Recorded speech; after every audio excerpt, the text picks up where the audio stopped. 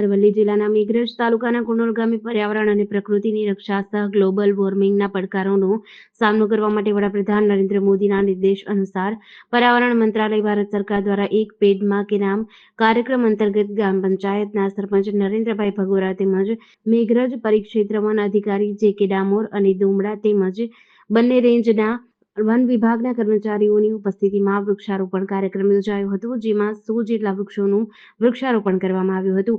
500 જેટલા વૃક્ષોનું વિતરણ કરવામાં આવ્યું હતું. આ તમામ વૃક્ષોનું જતન કરવામાં આવે અને આ વૃક્ષને સાચવવામાં આવે તે માટે આહવાન કરવામાં આવ્યું હતું.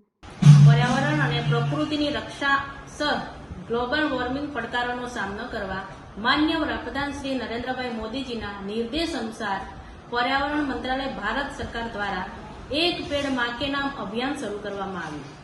એક પેડ માં કે નામ અભિયાન માન્ય વડાપ્રધાન શ્રીના સંકલ્પ લોકો સુધી પહોંચાડી પર્યાવરણની સુરક્ષા અને વિકાસના આ અભિયાનને વેગવંતુ બનાવવા તથા લોકોને આ અભિયાનમાં બહોળા પ્રમાણમાં જોડવાનો મુખ્ય હેતુ છે.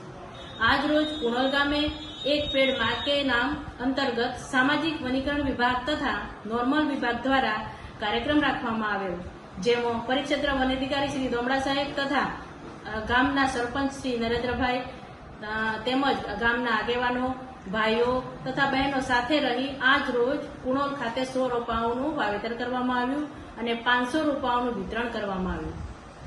માં જેમ પોતાના બાળકને નિસ્વાર્થ ભાવે પાલન પોષણ કરે છે તે જ રીતે આ એક પેડને આપણે માવજત આપી મોટું થાય ત્યાં સુધી સાચવવાનું છે. અસ્તુ. GDC ન્યૂઝ સાથે આશીષ વાળંદ, અરવલ્લી.